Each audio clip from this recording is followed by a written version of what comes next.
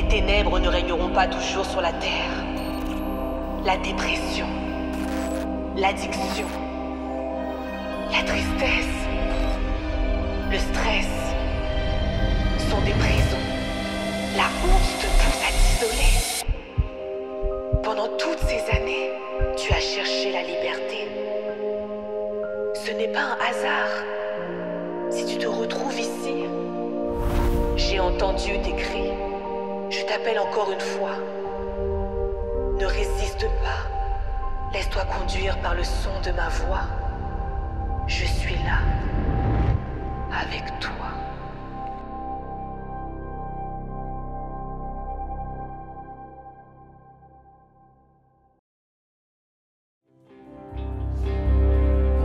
Bonjour à tous. J'espère que vous allez bien ce matin. Je vous salue dans le nom de Jésus-Christ. Bonjour Évidence. Bon, ce matin, j'ai vraiment à cœur qu'on puisse louer le Seigneur d'une manière particulière, d'une manière extraordinaire, d'une manière où on ne se dit pas que c'est les vacances, mais on se dit que Dieu, lui, il est là 24 heures sur 24, 7 jours sur 7. Il n'y a pas vraiment de vacances avec Dieu. Il est avec nous, à nos côtés, tout le temps. Et ce matin, j'aimerais vraiment qu'on puisse élever son nom. Alors, on va se lever ensemble. Je sais que vous venez d'arriver et tout, vous voulez vous asseoir, faire une pause. Mais ça ne va pas être le cas. On va louer le Seigneur ce matin. On va déclarer combien il est grand. Est-ce que vous êtes prêts à louer le Seigneur ce matin?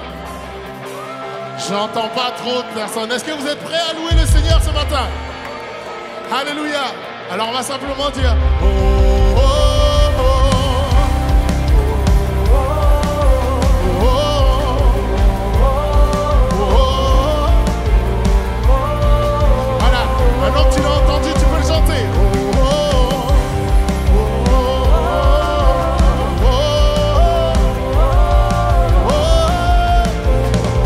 Alléluia. Simplement tu vas chanter. Combien tu dois connaître ça. Dieu est grand, alléluia, chantons-le combien. Dieu est grand, et tous verront combien, combien. Dieu est grand, alléluia. Tu peux taper les mains, tu peux te bouger dans la salle, tu peux te réjouir, car ton Dieu est grand. Alors on le rechante ensemble, oui combien? Combien? Dieu est grand, chantons-le, combien. Dieu est grand, alléluia, et tous verront, combien. Dieu est grand, alors on va dire simplement, je lève les mains pour te rendre gloire, Père, car tu es digne de ma louange et de mon adoration. Alors tu répètes après moi, je lève les mains. Pour te rendre gloire. Oui, je lève les mains. Pour te rendre gloire. Je te loue, Seigneur. Je te loue, Seigneur. Et tout le monde crie, yeah! Yeah! Yeah! Je lève les mains. Je lève les mains. Je vois pas beaucoup de mains levées pour louer le Seigneur ce matin. Je lève les mains. Pour te rendre gloire.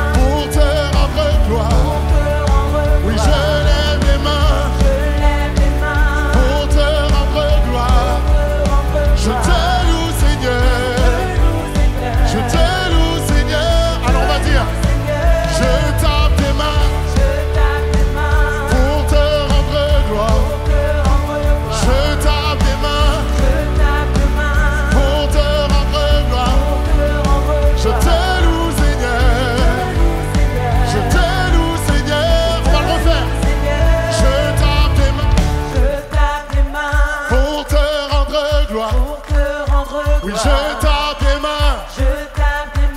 Pour te rendre gloire. Je te loue, Seigneur. Alléluia, je te loue, Seigneur. Oui, j'élève ma voix. Est-ce qu'on peut élever la voix dans ce lieu? Je pousse un cri de joie. Pour te rendre gloire. Je te loue, Seigneur. Je te loue, Seigneur. Je te loue, Seigneur. Je te loue, Seigneur. Oui, je te loue, Seigneur. Je te loue, Seigneur. Combien Dieu est grand. Chantons-le, combien Dieu est grand. Et tous verront. Alléluia. Combien Dieu est grand. On t'a demain. On va dire. Oh, oh, oh, oh, oh. Est-ce qu'on peut pousser un cri de joie pour le Seigneur ce matin? Alléluia. Est-ce que vous êtes dans la joie de pouvoir louer le Seigneur ce matin? Alléluia. Une dernière fois. Combien Dieu est grand. Oui, chantons-le, combien Dieu est grand. Est-ce qu'on peut lui rendre la gloire? Combien Dieu est grand. Alléluia. Alléluia. Alléluia. Alléluia. J'espère que tout le monde va bien. Et aujourd'hui, on va continuer dans cette thématique des lettres aux 7 églises d'Asie mineure. Et aujourd'hui, on va parler de l'église de Philadelphie. Et Philadelphie, c'était une petite église. La Bible dit qu'elle avait peu de puissance. C'est une église qui avait peu de moyens. Il n'y avait pas forcément beaucoup de monde. C'est une église qui était persécutée. Et Philadelphie, c'était une ville insignifiante, même au niveau politique. Mais en gros, ce que Dieu voit dans cette église, c'est un peuple fidèle. C'est un peuple malgré la persécution, un peuple obéissant et qui reste attaché à Dieu. Et là, on vient de chanter combien Dieu est grand. On vient de chanter je te loue, Seigneur. Et la question que j'aimerais qu'on se pose ce matin, c'est lorsque je suis tourmenté, lorsque j'ai des problèmes dans ma vie, lorsque ça ne va pas, est-ce que je dis combien tu es grand, Seigneur? Est-ce que je dis Seigneur, je te loue, malgré les difficultés, malgré la souffrance, malgré les soucis? Est-ce que mon cœur a envie de louer Dieu? Et dans 2 Timothée 10, l'apôtre Paul, alors qu'il souffrait, il a dit « Je sais en qui j'ai cru et je sais qu'il a la puissance pour garder le dépôt qu'il a mis en moi. » Il a dit « Je sais en qui j'ai cru, je sais en qui j'ai confiance. » Il avait confiance en son Dieu et il savait que peu importe les souffrances qu'il traversait, que Dieu allait agir un jour ou l'autre et quoi qu'il arrive, à la fin, il aura la victoire. Et j'aimerais que nous aussi, on puisse se poser ces questions-là. Peut-être que certains souffrent, peut-être que certains sont dans des situations difficiles, mais j'aimerais qu'on puisse garder les yeux fixés sur Jésus, qu'on puisse persévérer dans la foi, parce que la vie chrétienne, c'est une vie, c'est une course d'endurance, et il faut tenir jusqu'au bout, jusqu'au retour de notre Seigneur Jésus. Et toujours dans 2 Timothée 10, l'apôtre, il est écrit « Jésus a détruit la mort et il a mis en évidence la vie. Donc il a brisé la puissance de la mort par l'évangile et il nous fait resplendir au travers de la lumière de la vie. » Donc nous avons déjà la victoire sur tous nos problèmes, sur tous nos soucis, sur toutes les choses qui nous tourmentent. Alors nous devons apprendre à vivre dans l'abondance, apprendre à vivre dans les temps difficiles et toujours garder les yeux fixés sur Jésus.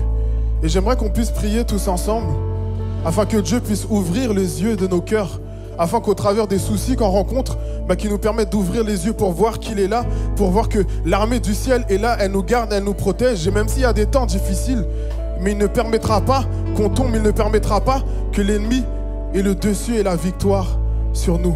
Alors ce matin, c'est le moment de déposer tous nos fardeaux au pied du Seigneur, tous nos problèmes, tous nos soucis, tout ce qui nous empêche de louer son nom, juste qu'on dépose tout à ses pieds maintenant et qu'on demande au Seigneur Jésus de renouveler notre intelligence, de renouveler nos pensées, de booster notre foi ce matin et qu'on puisse tous repartir avec la paix de Dieu, avec l'amour de Dieu, avec la joie de Dieu dans ce lieu. Est-ce que vous voulez faire ça ce matin?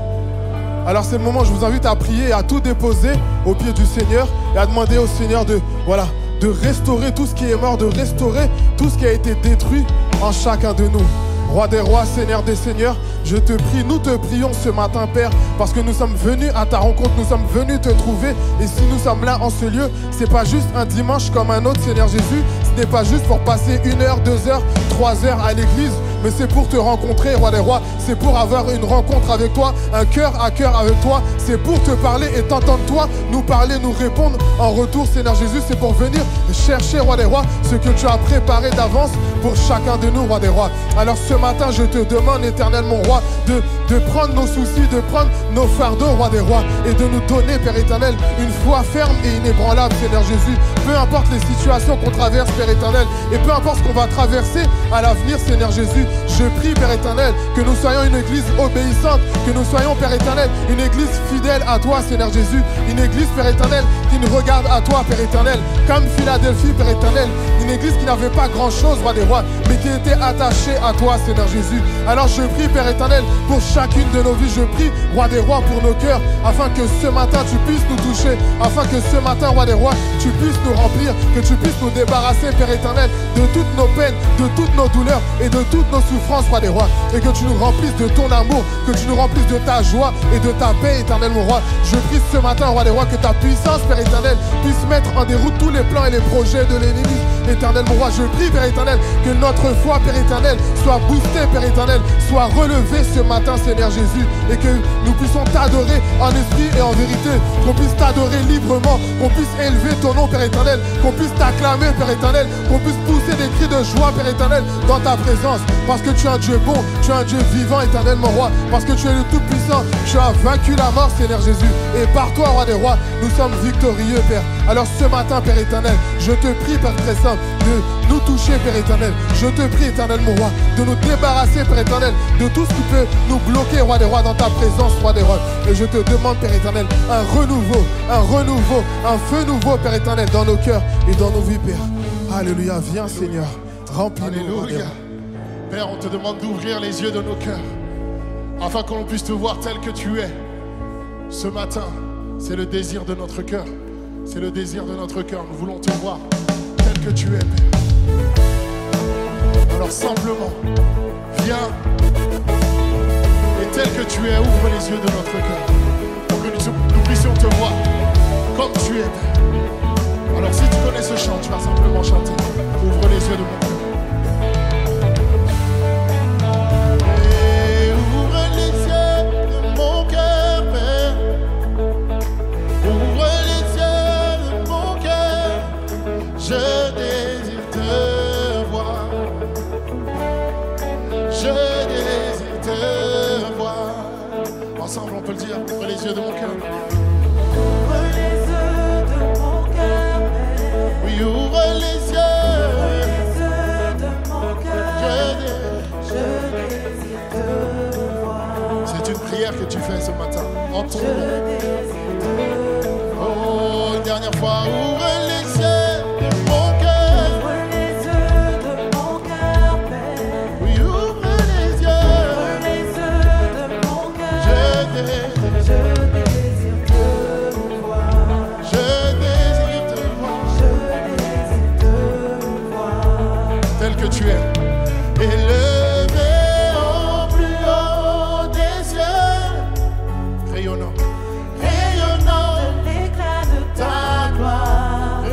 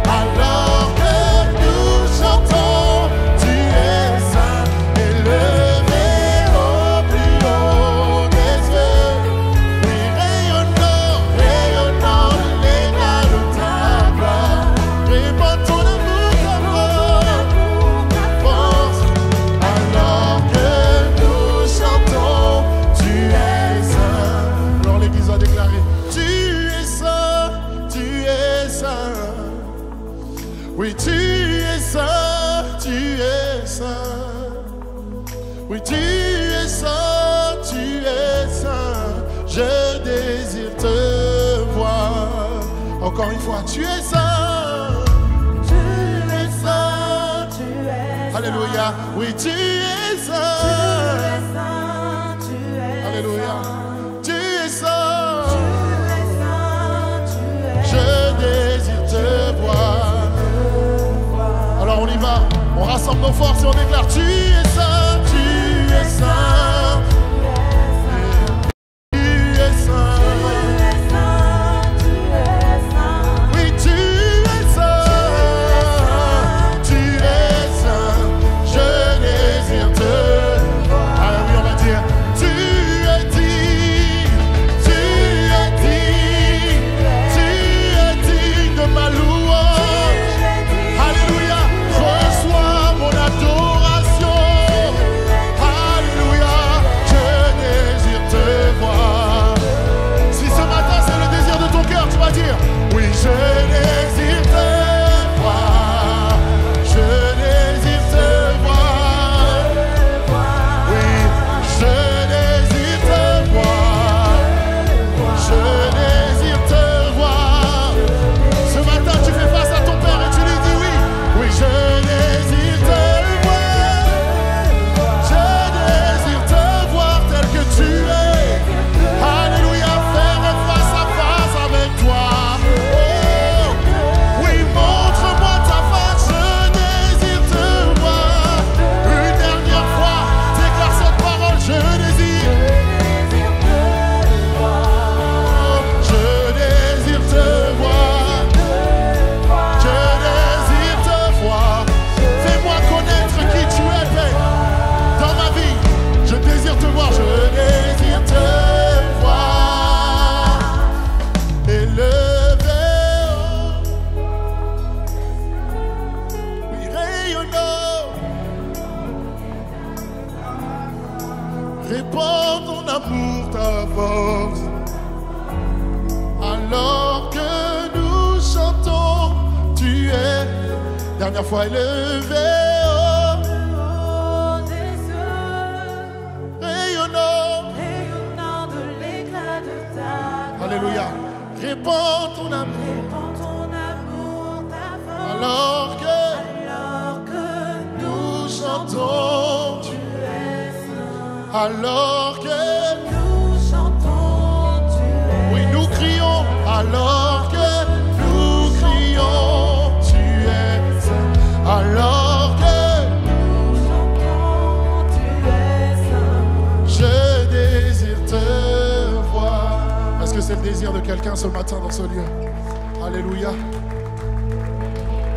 Père, de la même manière où tu as trouvé l'église de Philadelphie fidèle, Seigneur, nous voulons, Seigneur, que tu puisses nous trouver fidèles. Seigneur, nous ne voulons pas compter sur nos propres forces, mais nous voulons nous attendre à toi, car sans toi, nous ne pouvons rien. Alors, Seigneur, renouvelle nos pensées, renouvelle notre esprit, renouvelle nos yeux spirituels, renouvelle-nous entièrement, afin que l'on puisse agir selon toi et non selon nous. On a tant besoin de toi. On a tant besoin que tu nous façonnes, que tu nous, Seigneur, guides. Alors on va dire: je m'attends à toi, je me confie en toi. Ouvre mes yeux pour voir comme toi. Je m'attends à toi, j'ai tant besoin de toi. Ouvre mon esprit pour entendre ta voix.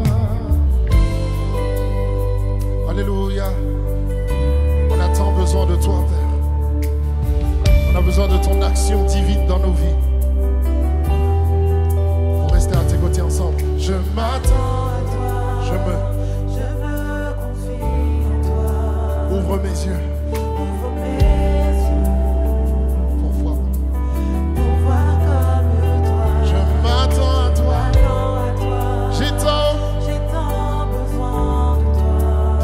Telle une prière pour entendre ta voix. On va le redire. Je m'attends à toi, Je me confie, en toi. ouvre mes yeux, oui, pour voir comme toi. Voir comme toi. Je m'attends à toi, j'ai tant besoin de toi.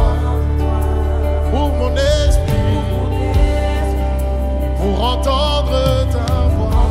Alors on va dire, je t'aime, oh éternel. Est-ce que tu peux élever ta voix et faire cette déclaration? Je t'aime, oh Alléluia. Je t'aime, mon sauveur. Oh, oh, toujours et à jamais. Je t'aime. Alléluia. On va redire ça. Je t'aime, oh éternel. Alléluia, c'est une déclaration. Je t'aime, oh. Je t'aime, mon sauveur. Oui, mon rocher, pour toujours et à jamais. Je t'aimerai. Alléluia, tu ne peux pas rester insensible. Je t'aime, oh éternel. C'est une déclaration entre toi et ton Père ce matin. Ne regarde pas ton voisin, ne regarde pas ta voisine. Mais si tu vis vraiment ta relation avec ton Père, alors tu vas lui dire, je t'aime, mon sauveur. Alléluia, mon pour toujours et à jamais. Oui, je t'aimerai. Alléluia, oui, Père. Alléluia, alléluia, mon Dieu règne. Alléluia, alléluia, mon Dieu. Oui, alléluia. Pour toujours et à jamais. Alléluia. Encore une fois. Oui, alléluia. Oui, mon Dieu règne. Oui, mon Dieu règne. Oui, alléluia. Oui, mon Dieu, pour toujours et à jamais. Oui, alléluia. J'aimerais qu'on fasse cette déclaration. Je t'aime, oh éternel.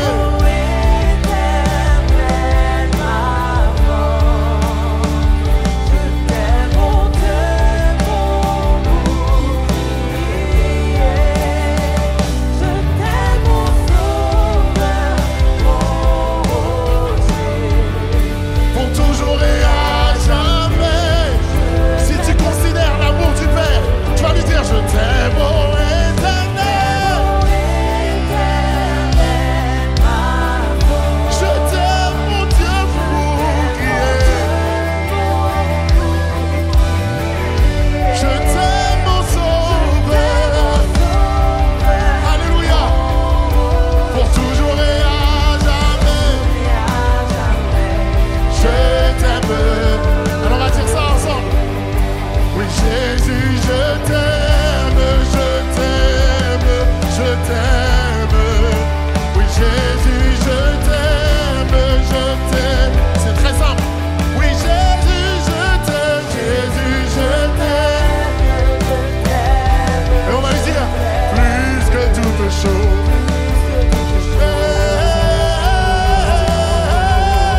Jésus, je t'aime, je t'aime, je t'aime, je t'aime.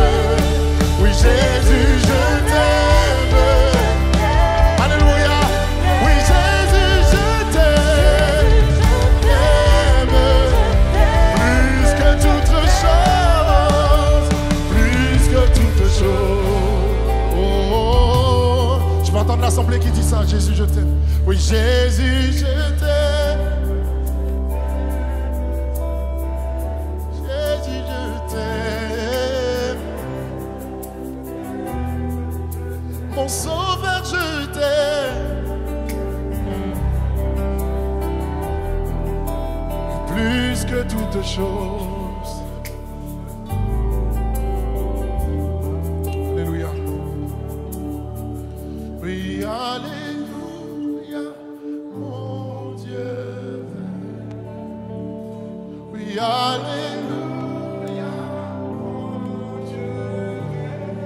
règne dans ta vie ce matin. Tu ne peux pas rester muet. Tu dois déclarer aux autorités de ce monde que c'est mon Dieu qui règne pour toujours et à jamais. Je t'aimerai. Alléluia. Il règne en majesté. On va simplement lui dire, mais majesté,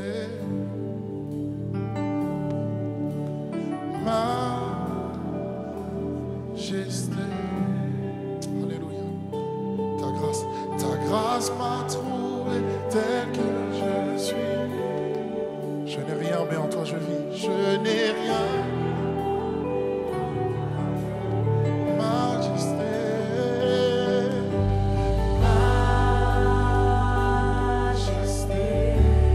Alléluia, c'est une prière ce matin, c'est un face-à-face avec Dieu. Il se présente à toi, alors rends-lui toute la gloire. Dans ton amour, je suis transformé. Oui, en présence. En présence de ta majesté. On va redire ça. Oui, majesté. Oh. Majesté. Oui, majesté.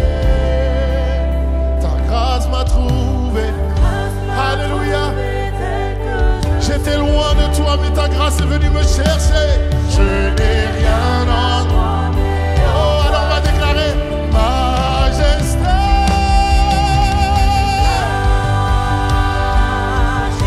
Oui, majesté.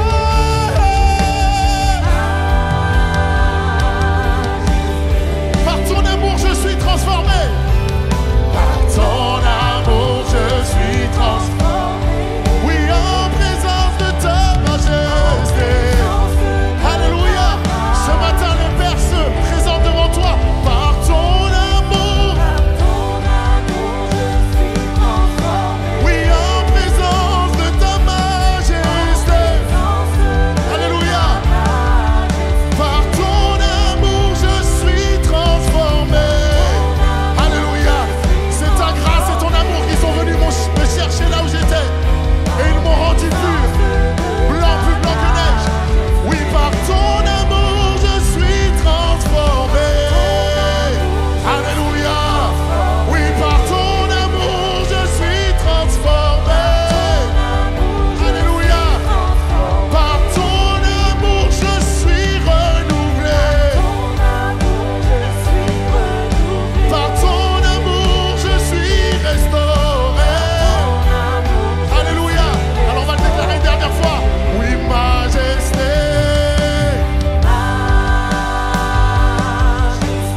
Alléluia, oui, majesté. Oh. Par ton amour. Ton amour, je suis transformé. En présence.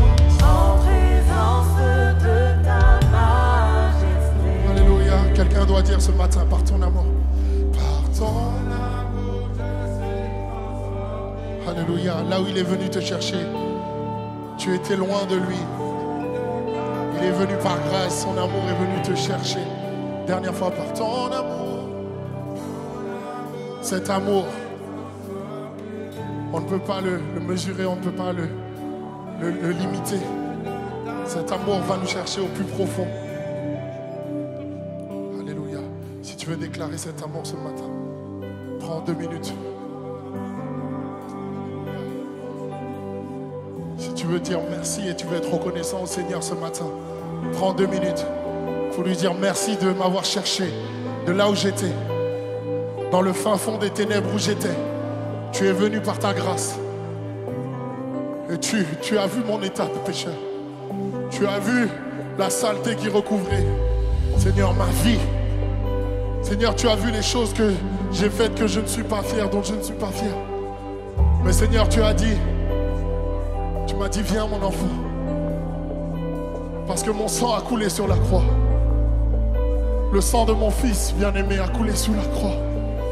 C'est pour toi, pour te redonner la vie, pour te rendre plus blanc que neige. Alors aucune condamnation ne peut prévaloir sur ce que moi je dis de toi. Aucune parole accablante de l'ennemi ne peut venir faire, prendre sa place dans ta vie. Car je suis venu, je t'ai racheté au prix fort. Alléluia. Alléluia. Alors si tu veux déclarer ça envers ton Père, prends une minute. Alléluia.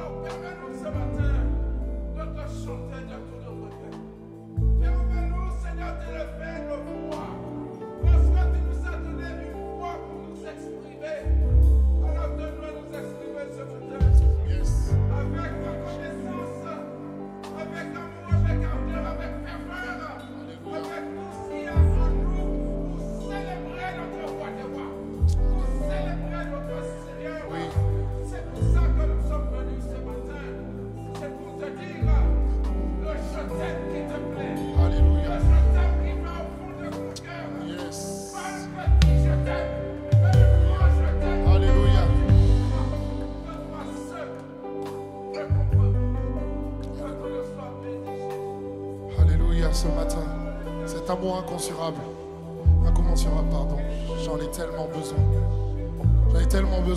J'ai tellement besoin de toi, Père. Alléluia, je veux rester auprès de toi toute ma vie. Alors tu vas dire ça à telle prière ce matin. Tu vas pouvoir dire, j'ai tellement besoin. Alléluia. Oui, j'ai tellement besoin de ton immense amour. J'en ai tellement besoin. Alors Père, je resterai là je resterai là. Alléluia. Là où j'ai vu ta face. Oui, je resterai là. On va le dire ensemble, j'ai tellement besoin. J'ai tellement besoin. Alléluia. Père, j'ai tellement besoin de ton amour. J'ai tellement besoin De ta présence. De ton esprit. De ton immense amour. J'en ai tellement besoin. Alors je resterai là.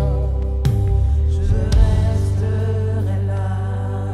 Oui, je resterai là. Je resterai là. Là où j'ai vu ta face. Là où j'ai vu ta face. Je resterai là. Je resterai là. Alors Père, je vais te dire, je veux rester tout près de toi. Je veux rester tout près de toi. Je veux rester près de ton cœur. Je veux rester près de ton cœur. Rien n'égale ton amour. Rien n'égale ton amour. Alléluia. Alors que nous chantons, tu sens que l'amour du Père te prend dans ses bras. Égale ton amour. Et il te dit qu'il est là. Alors j'ai tellement besoin. J'ai tellement besoin. J'ai tellement besoin de ton immense amour. De ton immense amour. Alléluia, j'en ai tellement besoin. J'en ai tellement Je resterai là. Je resterai là. Je resterai là. Là où, Père, je t'ai rencontré, là où j'ai vu ta face, là où tu es venu à ma rencontre, là où j'ai vu ta face. Oui, je resterai là. Je resterai. Alléluia. Oui, je veux rester tout près de toi. Je veux rester tout près de toi. Alléluia, je veux rester près de ton cœur.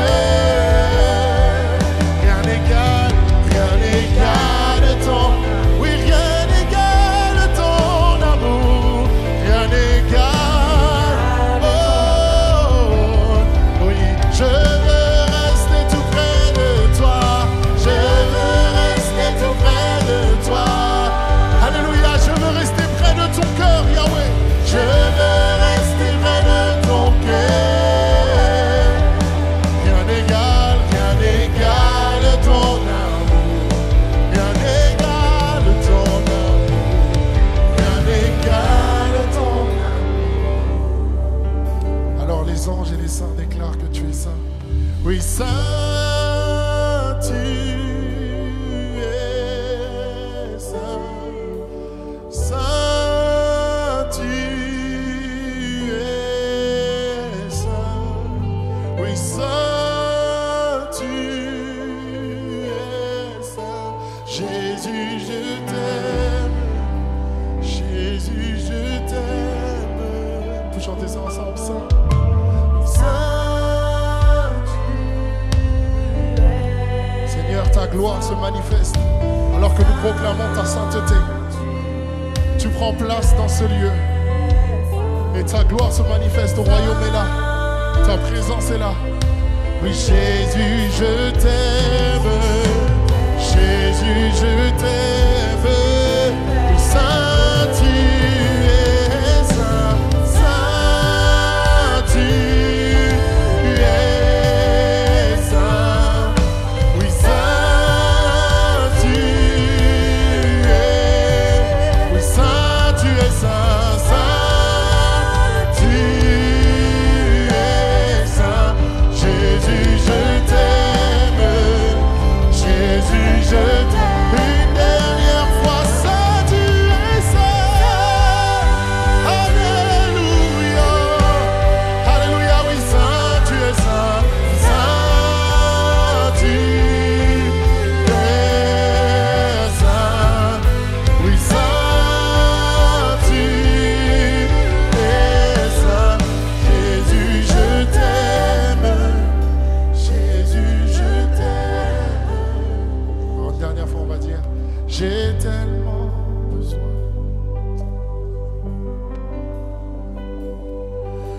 J'ai tellement besoin. Alléluia. De ton immense amour. C'est une déclaration que tu fais ce matin. J'en ai tellement besoin. J'en ai tellement besoin. Alors je resterai là, Père, au pied de toi. À tes pieds, je veux rester. Oui, je resterai. Là où j'ai vu ta force, je resterai là. Alléluia. Alors, est-ce qu'on peut prendre 5 minutes où on va déclarer au Père qu'on veut rester à ses pieds, car c'est lui seul le Dieu saint. Alors que tu es dans ce lieu, ne reste pas la bouche muette et élève ta voix en louange, en adoration, en supplication, en prière envers ce Dieu saint, ce Dieu qui mérite toute notre louange, toute notre adoration. Tu ne peux pas rester muet alors que nous déclarons que nous l'aimons, alors que nous déclarons qu'il est le Dieu saint. Ce matin, si tu cherches la restauration, si tu cherches la guérison, si tu cherches une reconstruction, un sens vraiment à ce que tu vis, viens au pied du Maître, car c'est là, c'est à ses pieds que tu vas trouver la vie, la guérison, la délivrance, la restauration. Alléluia, tu ne peux pas rester muet par rapport à cela. Tu ne peux pas rester muet par rapport à cela. Alléluia, Saint. Élève ta voix en louange. Apporte ta propre louange. Dis tes propres mots. Fais ta propre déclaration envers le Seigneur. Ce matin, tu connais ta situation. Il connaît ta situation. Alors déclare la situation où tu as besoin du Père. C'est lui le Dieu saint. C'est lui le Dieu tout-puissant. Il peut venir et changer toutes choses. Il peut venir et changer toutes choses. De la même manière, il est venu et il a renversé les tables du temple lorsque le peuple ne faisait pas sa volonté. Il peut venir aujourd'hui et renverser la situation dans ta vie qui reste bloquée. Il peut venir accomplir sa volonté dans ta vie si tu l'invites simplement ce matin en lui disant: oui Père, tu es saint, je t'aime, je t'adore et j'ai tellement besoin de toi. Alors ce matin, déclare de ta bouche: j'ai tellement besoin de toi Père, j'ai tant besoin de toi, j'ai besoin que tu ouvres mon cœur, j'ai besoin que tu ouvres mon esprit, j'ai besoin que tu ouvres mes yeux, j'ai besoin que tu ouvres mon entendement Seigneur, pour que je puisse comprendre et voir là où tu es. Même dans les moments difficiles, que je puisse dire ô combien tu es grand. Même dans les moments difficiles, que je puisse dire ô combien tu es merveilleux. Même dans les moments difficiles, que je puisse dire ô combien je t'aime. Ô combien Seigneur tu es un Dieu puissant. Alléluia, je ne veux pas douter de qui tu es. Je veux déclarer et dire à haute voix tes plus hauts sommets. Je veux déclarer tes louanges. Alléluia, je veux dire à ce monde, je veux être un témoin de ce qui tu es dans ma vie. Je veux être un témoin de ce que tu peux faire. Alors ce matin, je veux que tu agisses puissamment dans ma vie. Ce matin, je veux que tu viennes et que tu interviennes puissamment dans ma vie, puissamment dans ma situation. Car je sais qu'avec toi, tout est possible. Je sais qu'avec toi, tout est possible. Tu es le Dieu saint, le Dieu miséricordieux. Je sais qu'avec toi, tout est possible.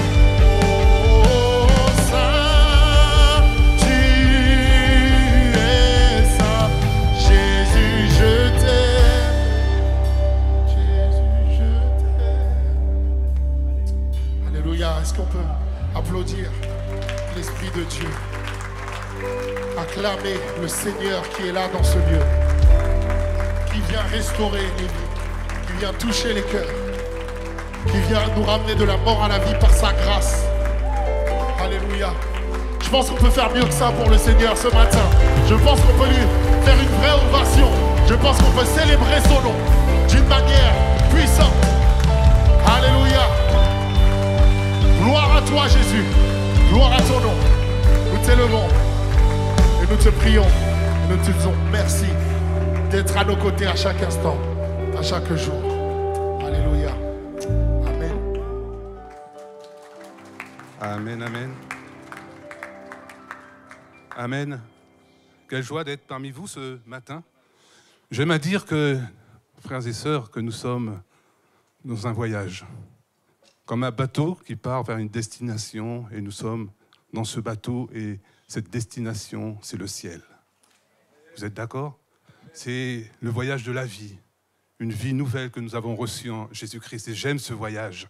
Et je veux parvenir à rentrer dans cette patrie céleste qui m'attend. Et si nous persévérons, bien sûr, jusqu'à la fin. Alléluia. Bonjour, je suis le frère Gênes, Fred.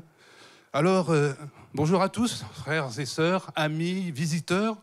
Bienvenue dans la maison de Dieu, bienvenue à Évidence. Et sachez ce matin que vous êtes assis au bon endroit, au bon moment et à la bonne heure.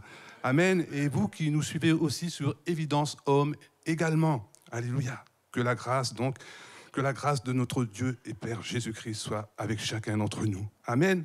Donc depuis fin juillet, nous poursuivions une thématique sur les 7 églises d'Asie mineure, dont il est fait mention dans le livre de l'Apocalypse, au chapitre 2 et 3. Et dimanche dernier, c'est notre frère Moïse qui nous a donné instruction sur l'église de Sardes. À mon tour, aujourd'hui, de poursuivre avec l'église de Philadelphie, l'église fidèle. Alléluia. J'ouvre une parenthèse.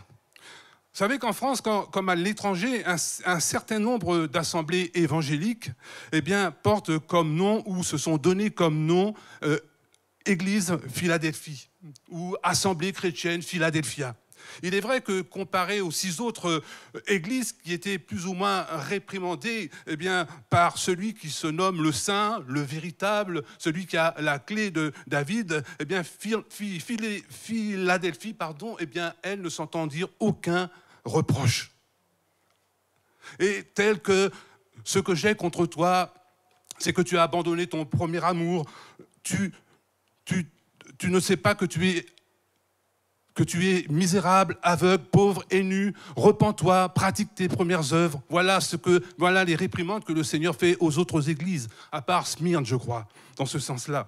Donc, comme je l'ai dit, au contraire, Jésus fait plutôt l'éloge de Philadelphie. Et qui n'aime pas les éloges, frères et sœurs? Qui n'aime pas les éloges? C'est pourquoi, porter ce nom comme modèle, c'est vouloir incarner l'esprit de piété que cette église possédait et qui avait pris naissance au début de l'ère chrétienne. Mais les églises d'aujourd'hui montrent-elles le même exemple de foi, de fidélité et d'amour qui caractérisait Philadelphie et dont parlait celui dont les yeux sont comme une flamme de feu? Je ferme la parenthèse. Alors voyons ensemble en Apocalypse chapitre 3 du verset 7 à 13 ce qu'écrit l'apôtre Jean à son sujet. Écrit à l'ange de l'église de Philadelphie, voici ce que dit le Saint, le véritable, celui qui a la clé de David, celui qui ouvre et personne ne fermera, celui qui ferme et personne n'ouvrira. Je connais tes œuvres, voici, parce que tu as peu de puissance et que tu as gardé ma parole et que tu n'as pas renié mon nom, j'ai mis devant toi une porte ouverte que personne ne peut fermer. Voici, je te donne de ceux de la synagogue de Satan qui se disent juifs et ne le sont pas, mais qui mentent. Voici, je les ferai venir se prosterner à tes pieds et connaître que je t'ai aimé. Parce que tu as gardé la parole de la persévérance en moi, je te garderai aussi à l'heure de la tentation qui va venir sur le monde entier pour éprouver les habitants de la terre. Je viens bientôt, retiens ce que tu as afin que personne ne prenne ta couronne. Amen. On peut d'abord constater, frères et sœurs, que le Seigneur parle d'elle en 7 versets. C'est un bon départ, sachant que le chiffre 7 est le chiffre de Dieu. Alléluia. Donc, maintenant, un peu d'histoire. Et j'ai voulu, comme mes prédécesseurs avant moi, connaître l'historique de cette ville de Philadelphie et sa situation géographique dans la Bible. Et voilà ce qui nous est dit. La ville de Philadelphie fut construite au pied du mont Témolos et fondée par Attal II Philadelphe en 159-138 avant Jésus-Christ. Située en Lydie, dans une vaste dépression qui donne sur la vallée de l'Hermus. Philadelphie est édifiée sur une colline, un peu comme Montfermeil, et facilement défendable. Ainsi, elle peut résister longtemps à l'invasion des Turcs. Le problème principal de Philadelphie fut les tremblements de terre, car située sur un point sensible. La ville fut complètement détruite en l'an 17 après Jésus-Christ. Philadelphie fut rebaptisée Nouvelle Césarée, en signe de gratitude envers Tibère qui avait contribué à sa reconstruction. Le district de Philadelphie était propice à la vigne, et cette ville est devenue un centre d'adoration de Dionysos, Bacchus, dieu du vin. Je pense que Noé n'avait rien à envier à cette ville, puisque c'est lui qui a cultivé la première vigne. Amen. Ensuite, premier titre, présentation de Jésus-Christ. Tout d'abord, frères et sœurs, Jésus se présente comme étant le Saint, c'est-à-dire séparé entièrement du péché, à part pour Dieu, et est venu accomplir l'œuvre parfaite du salut de l'humanité en mourant sur la croix pour l'homme pécheur que nous étions. Amen. Toujours au verset 7, il se définit comme le véritable, comme étant la vérité. C'est Jean, dans son évangile, au chapitre 1er, verset 17, qui écrit ceci: « La grâce et la vérité sont venues par Jésus-Christ. » La grâce et la vérité sont venues par Jésus-Christ. Et aussi, dans sa première épître, chapitre 5, verset 20, nous savons aussi que le Fils de Dieu est venu et qu'il nous a donné l'intelligence pour connaître le véritable. Et nous sommes dans le véritable en son Fils Jésus-Christ. C'est lui le Dieu véritable et la vie éternelle. C'est lui le Dieu véritable. Et Amen. Donc Jésus, sur terre, a toujours été vrai. Dans ses actes, dans ses pensées, dans ses paroles. Lui est vraiment, frères et sœurs, le modèle à imiter. Amen. Il se présente, pour finir, comme étant celui qui a la clé de David. Et voyez-vous, cette image est empruntée dans le livre d'Ésaïe, chapitre 22, versets 20 à 22. On peut Joachim, je ne sais pas s'il peut le passer.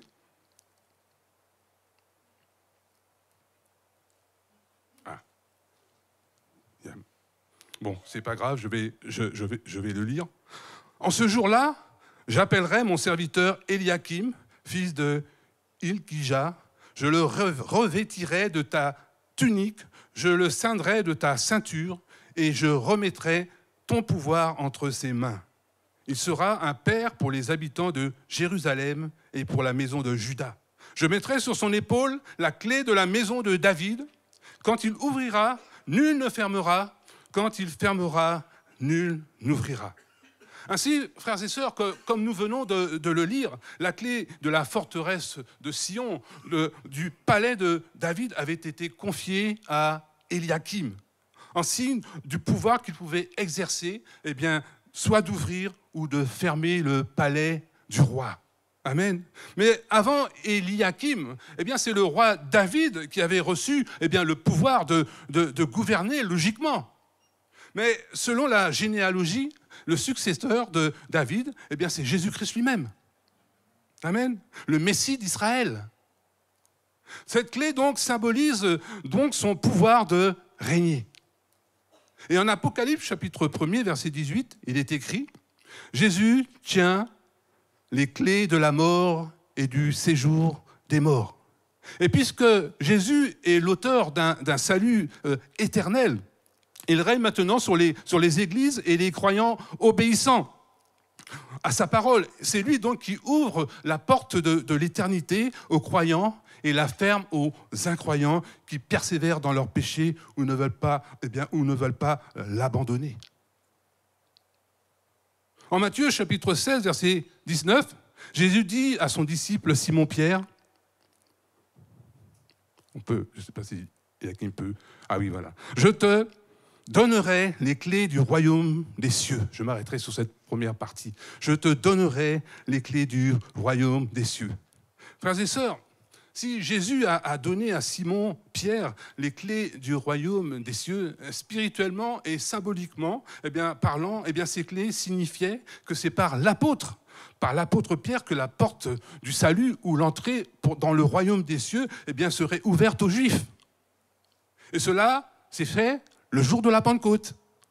Amen. Acte 2. Puis c'est poursuivi en Jean chapitre 4, versets 29 et 42 par les Samaritains.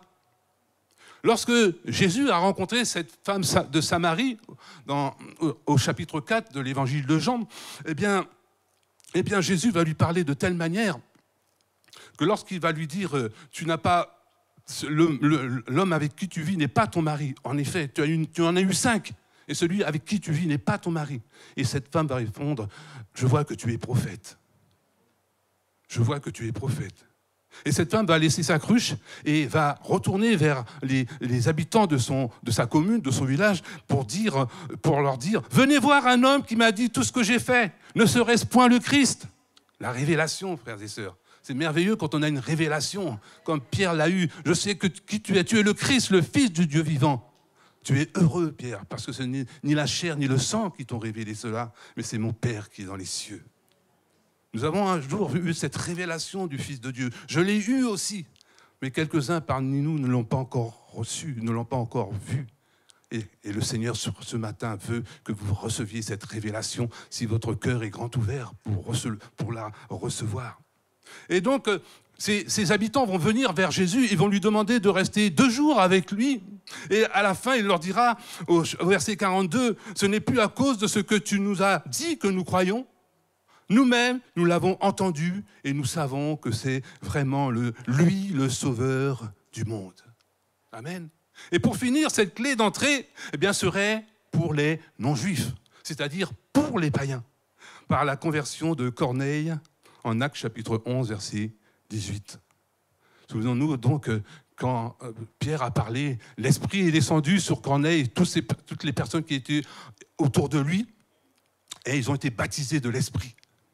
Et à travers ce signe, eh bien, il est dit que dans Actes chapitre 11, verset 18, Dieu a donc accordé la repentance aussi aux païens, afin qu'ils aient la vie. Et les païens, c'est nous. Les païens, c'est nous. Nous avons reçu la vie. Nous avons la vie en Christ. Christ en nous, l'espérance de la gloire. Amen. Gloire à Dieu. Alors, donc, comme je l'ai dit, puis à leur tour, les fidèles de Philadelphie vont s'associer à leur Seigneur, qui va mettre devant eux eh bien, une porte que nul ne peut fermer, c'est-à-dire en leur donnant le pouvoir de présenter le salut à d'autres sans que rien ne les en empêche. Amen. Avançons un peu avec un 3e titre. Les qualités de l'église de Philadelphie. Au verset 8, le Christ d'emblée commence par ces paroles « Je connais tes œuvres.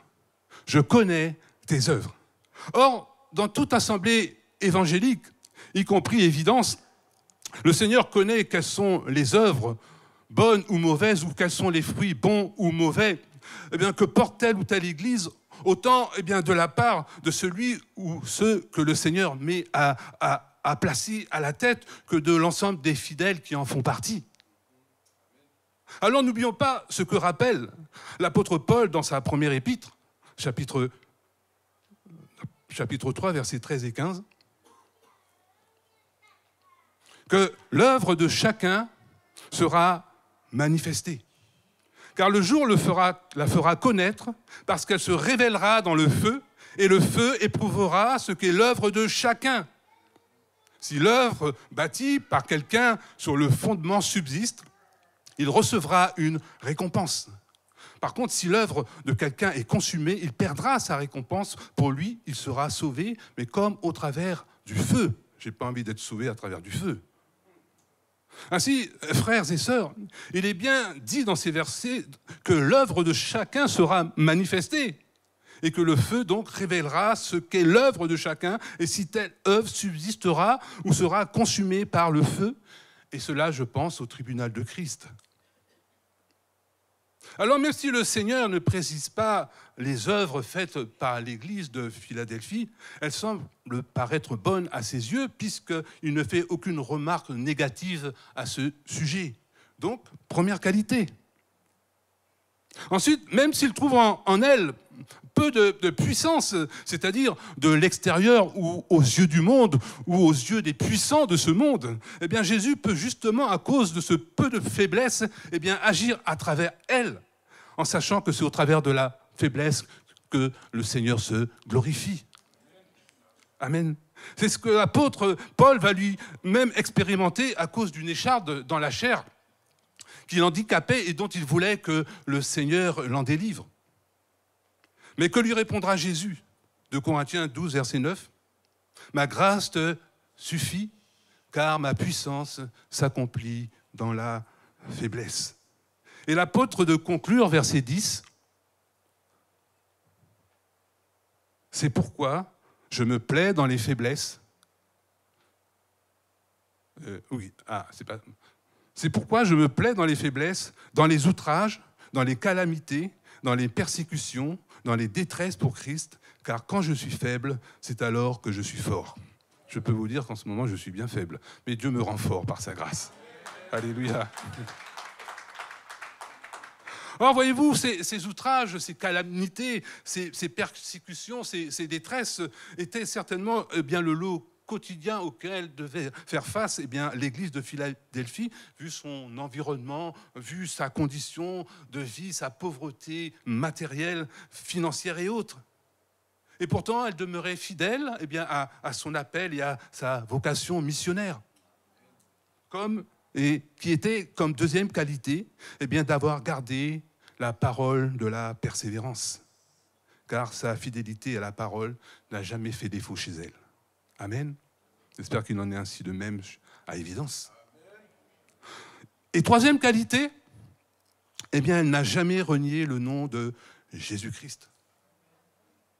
C'est pourquoi, à la fin du verset 8, Jésus lui dit, « J'ai mis devant toi une porte ouverte que personne ne peut fermer, c'est-à-dire qu'aucun obstacle ne pourra t'empêcher de faire mon œuvre ou se mettre au travers de ta route pour conquérir les âmes.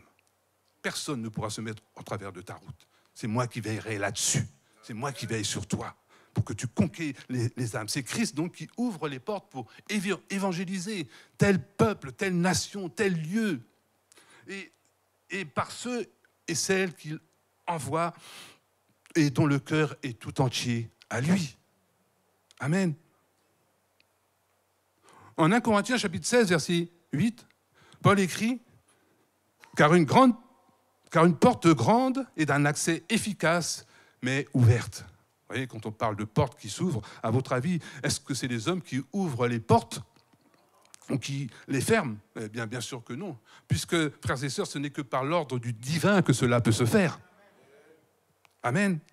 Puis au verset 9, qu'est-il dit? « Voici, je te donne quelques-uns de ceux de la synagogue de Satan qui se disent juifs et ne le sont pas, mais qui mentent. » Mais qui mentent. Et j'aimerais m'arrêter quelques instants sur ces quelques-uns qui mentent. Il est donc la question du mensonge. Or, la parole de Dieu a beaucoup à dire à ce sujet. En Éphésiens chapitre 4, verset 25, il est écrit « C'est pourquoi renoncez au mensonge et que chacun de vous parle selon la vérité à son prochain. » Comme ces personnes qui se prétendaient juifs et ne l'étaient pas.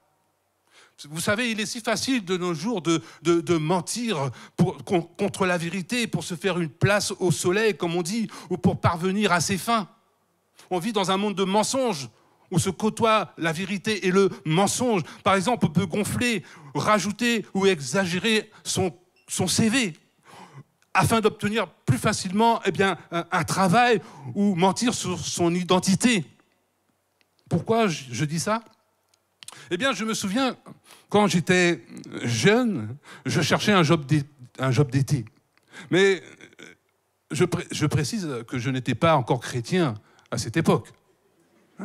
Et comme je n'étais pas majeur, Eh bien, vous savez qu'est-ce que j'ai fait pour trouver du travail? Eh bien, j'ai emprunté la carte d'identité de mon grand frère, qui lui était majeur, pour trouver du travail, et ça a marché. Ça a marché. Mais voyez-vous, à ma retraite, eh bien, c'est mon grand frère qui a bénéficié du salaire de ce travail à ma place, parce que j'avais travaillé sous son identité. Et il s'est bien moqué de moi. Il m'a pris la main, il m'a dit « Merci, Fred. » Merci. Bon, remarquez, c'est... Vous voyez comment le mensonge, parfois, peut nous rattraper. Il est si facile de mentir, y compris les chrétiens. Dans ce monde, parfois, on nous oblige à mentir, on nous force à mentir. Même dans le domaine du commerce, parfois, on ment en personne. Et c'est ainsi. Mais l'enfant de Dieu ne doit pas être pareil. Alors prenons garde en tant qu'enfant de Dieu, eh bien, de ne pas, comme je l'ai fait dans le passé, eh bien, marcher ou vivre dans l'illégalité ou dans le mensonge. C'est l'apôtre Pierre qui écrit dans sa première épître, chapitre 4, verset 15, « Que nul de vous, en effet, ne souffre comme meurtrier ou voleur ou malfaiteur ou comme s'ingérant dans les affaires d'autrui. » La Bible rappelle que si quelqu'un est en Christ, c'est une nouvelle créature. Les choses anciennes sont passées, toutes choses sont devenues nouvelles. J'avais une vie passée dans le péché, mais elle ne l'est plus désormais, puisque j'appartiens à Christ. Et c'est là toute la différence avec ceux du monde, avec ceux qui appartiennent au Seigneur et ceux qui ne lui appartiennent pas. Amen. Alors cessons de mentir ou d'écouter le père du mensonge comme l'ont fait nos premiers parents. C'est ce que s'est passé pour Ève. Vous ne mourrez point. Vous ne mourrez point. Et c'est ainsi que le péché est entré dans le monde. Et par le péché, malheureusement, la mort. Oui, n'écoutons plus le père du mensonge, Satan, pour marcher en nouveauté de vie, et de façon intègre, et ainsi plaire à notre Père céleste. Alléluia. Frères et sœurs, la Bible nous donne divers exemples de mensonges. J'en ai noté quelques-uns. Par exemple, ce couple, Ananias et Saphira, qui ont menti à l'apôtre Pierre en retenant le prix de l'argent d'un champ qu'ils avaient vendu. Résultat, la mort. Confronté à la vérité concernant sa relation avec Jésus-Christ, eh bien Simon Pierre a menti à 3 reprises en disant ne pas le connaître, dans la nuit où il fut livré. Proverbe chapitre 13, verset 7 nous dit « Tel fait le riche et n'a rien du tout, tel fait le pauvre et a de grands biens. » Pour ma part, d'un côté comme de l'autre, c'est un mensonge. Faire semblant. Ben oui, c'est un mensonge. On peut aussi mentir contre nous par colère, par dépit ou par vengeance. Ainsi, Madame Potiphar, n'a pas supporté l'affront que Joseph lui a fait en refusant de coucher avec elle. Du coup, elle va mentir contre lui en l'accusant de harcèlement sexuel auprès de son mari. Et Joseph va se retrouver en prison injustement. Injustement. Il est vrai qu'il y a des chemins par lesquels, frères et sœurs, le Seigneur nous fait passer et qui ne sont pas forcément agréables, mais qui vont concourir à notre bien par la suite. Amen, comme pour Joseph.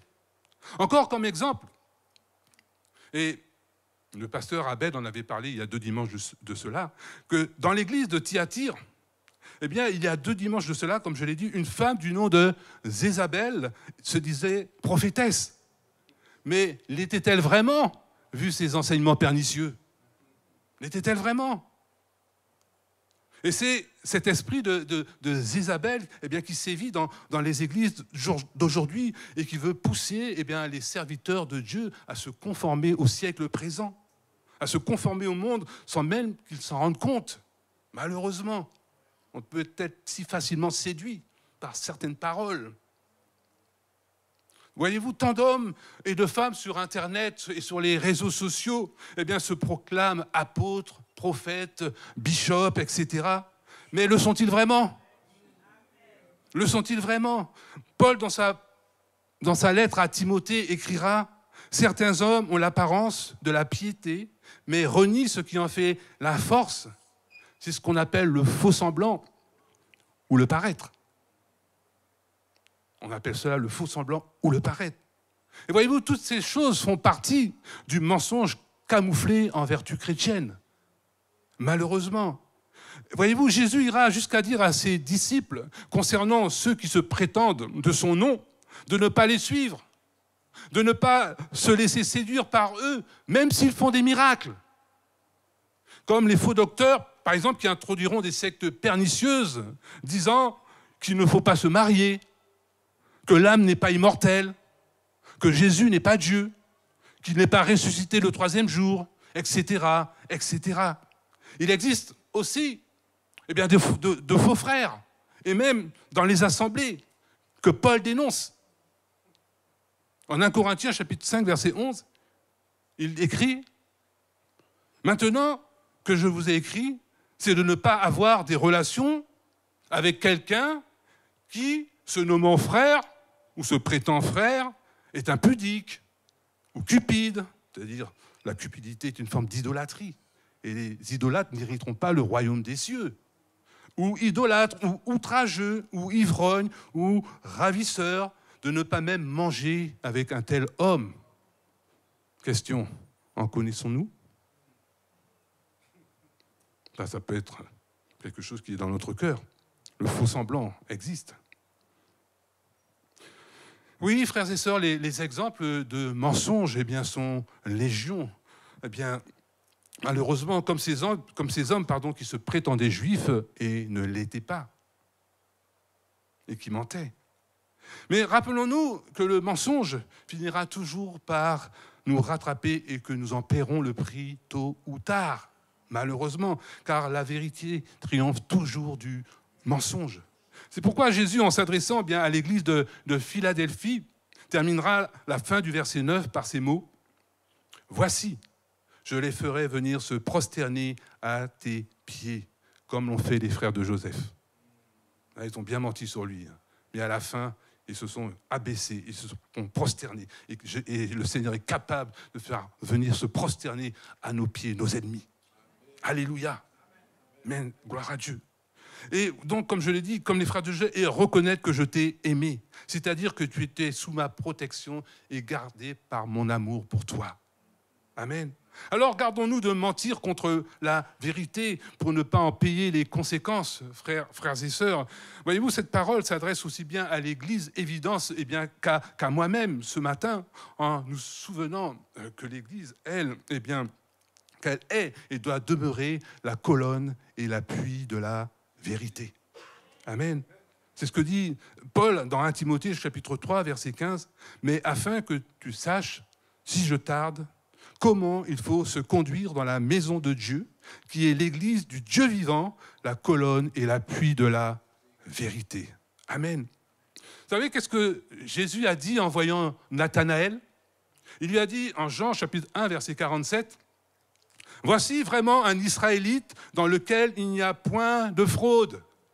Et telle doit être l'Église, exemple de fraude, de duplicité parmi nous. » Comme je l'ai dit, au sein de laquelle il ne peut y avoir de mensonge, car Dieu est le mensonge. Et la Bible prévient en Apocalypse chapitre 21, verset 8, que tous ceux et celles qui aiment et pratiquent le mensonge, leur part sera d'être jetés dans l'étang ardent de feu et de soufre qui est la seconde mort. Mais pour les lâches, les incrédules, les abominables, les meurtriers, les impudiques et les enchanteurs, les idolâtres et tous les menteurs, leur part sera dans l'étang ardent de feu et de soufre, ce qui est la seconde mort. Donc, mes frères, c'est vrai, comme je l'ai dit, ces paroles, il est vrai, ne sont pas forcément agréables à entendre ce matin, mais ô combien salutaires pour nos âmes, et nous devons y prêter attention à nous qui sommes parvenus à la fin des temps. Amen. Continuons cette lettre avec ce 4e titre. Promesse de protection du Seigneur à l'église de Philadelphie. Au verset 10, Jésus dit ces paroles. « Parce que tu as gardé la parole de la persévérance en moi, Je te garderai aussi de l'heure. Je te garderai aussi de l'heure de quoi? De l'heure de la tentation qui vient sur le monde entier pour éprouver les habitants de la terre. Et ici, le verbe « garder » a le sens de vouloir prendre soin d'eux, de protéger contre. Frères et sœurs, dans l'Ancien Testament, lorsqu'il est question de protection, lorsque, au milieu de la nuit, l'ange de la mort ou le destructeur a frappé tous les premiers-nés des Égyptiens, eh bien, seules les maisons des Hébreux vont être épargnées à cause du sang répandu sur les linteaux de leurs portes dans le pays de Goshen. 12, verset 23, rappelons-nous ce qui est dit. Quand l'Éternel passera pour frapper l'Égypte et verra le sang sur le linteau et sur ça préfigurait déjà l'agneau immolé, et sur les deux poteaux, l'Éternel passera par-dessus la porte et il ne permettra pas aux destructeurs d'entrer dans vos maisons pour frapper. Bref, vous serez protégés par le sang. Est-ce que le sang de Christ est sur nous ce matin? Et verset 29, ça s'est accompli. Au milieu de la nuit, l'Éternel frappa tous les premiers-nés dans le pays d'Égypte, depuis le premier-né de Pharaon assis sur son trône, jusqu'au premier-né du captif dans sa prison, et jusqu'à tous les premiers-nés des animaux. Ainsi, comme pour le peuple d'Israël, frères et sœurs, une même promesse de protection divine sera accordée à l'église de Philadelphie. Car, voyez-vous, Dieu fait la distinction entre ceux qui lui appartiennent et ceux qui ne lui appartiennent pas. Donc nous devons savoir à qui nous appartenons. Aujourd'hui, comme disait Paul sur un navire en perdition, le Dieu à qui j'appartiens m'a donné de faire en sorte que tous nous allons survivre. Mais nous devons échouer sur une île, Malte. Qui connaît Malte? Qui a déjà visité Malte? À une main. J'espère qu'il y en aura d'autres qui vont se lever tout à l'heure. Amen. Donc Dieu connaît ceux qui lui appartiennent et ceux qui ne lui appartiennent pas. C'est pourquoi l'heure de la tentation dont parle Jésus fait allusion chez certains commentateurs bibliques à la 70 semaines rapportées par Daniel dans son livre au chapitre 9, verset 27. Il est dit ceci, il fera une solide alliance avec plusieurs pour une semaine. Et durant la moitié de la semaine, il fera cesser le sacrifice et l'offrande. Le dévastateur commettra les choses les plus abominables jusqu'à ce que la ruine et ce qui a été résolu fondent sur le dévastateur. Et voyez-vous, c'est la thèse selon laquelle l'enlèvement de l'Église aura lieu avant le jugement du monde. Et elle échappera donc ainsi à la coupe de la colère de Dieu d'une durée de 3 ans. Sous le règne de l'Antichrist, sous le règne de l'impie, sous le règne de la corne, sous le règne du destructeur, lorsqu'il va faire une alliance de 7 ans, et qu'à la fin qu'au milieu des 3 ans et demi, il va rompre cette alliance.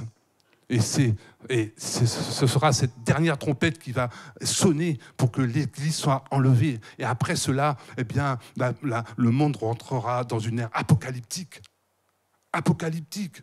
Voyez-vous, c'est donc cet homme qui est d'une durée de 3 ans et demi qui va, en quelque sorte, séduire le monde et qui sera Satan incarné. Ou la bête de l'événement, comme l'a surnommé un certain chef d'État. Frères et sœurs, le monde a connu, il n'y a pas si longtemps, une heure de la tentation qui a éprouvé tous les habitants de la terre, et elle fut commise par un ennemi invisible, à l'œil nu, agissant sournoisement et donnant la mort et la discorde. Vous avez certainement deviné de qui il s'agissait, de la Covid-19. Oui, ce mal, vos frères et sœurs, a semé la peur, le trouble, la souffrance et le deuil. Mais voyez-vous, tout cela, n'est que le commencement des douleurs.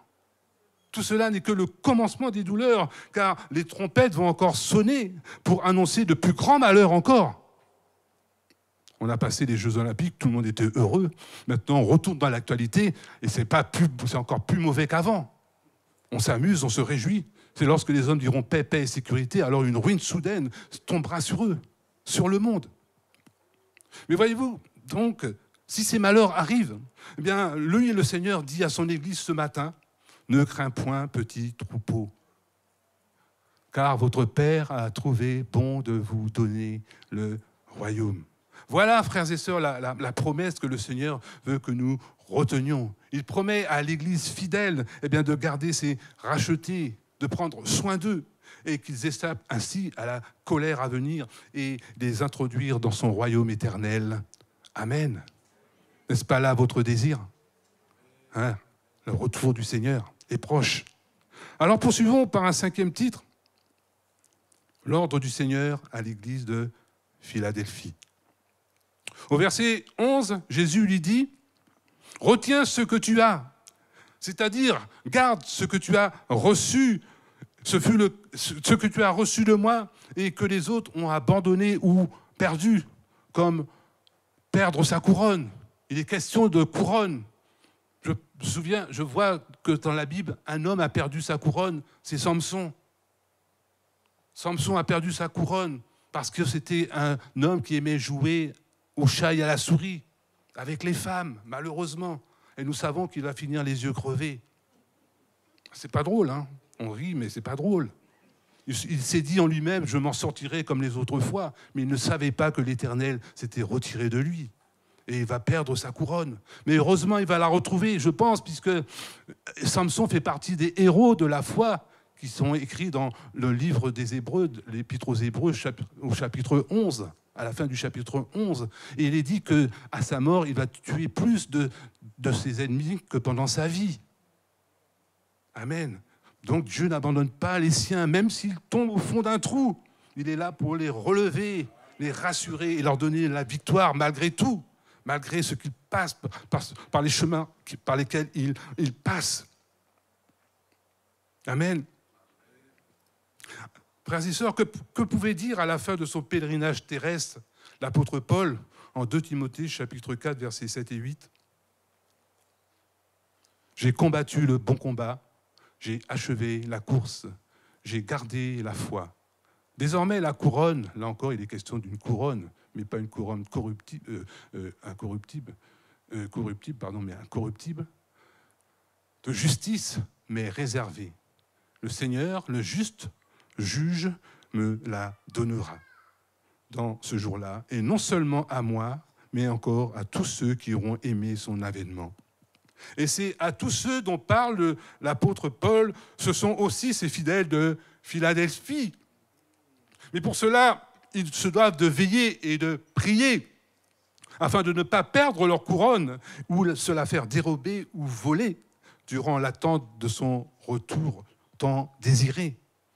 Désirons-nous le retour du Seigneur ? Il y en a qui n'y pensent même pas. Mais pourtant, c'est l'Esprit de Dieu qui nous dit, l'Esprit dit à notre esprit, je viens bientôt.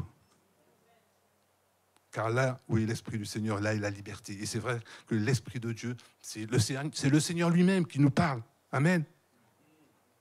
Un 6e titre, en conclusion, les bénédictions promises aux vainqueurs.